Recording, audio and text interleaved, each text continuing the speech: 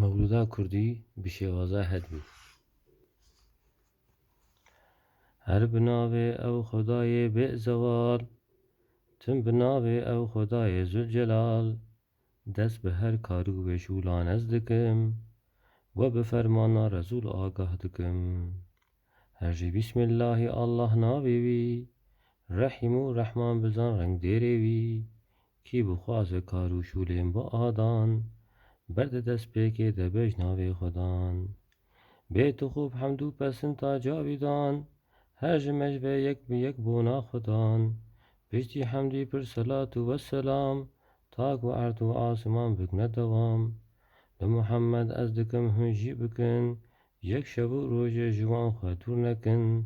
ez bi lêvan vedibêjim lê ji dil bêjimar her dem û katan ta wisil ger dixwazin hûn Xweda kêfxweş bikin hûn selatan li Muhammed geş bikin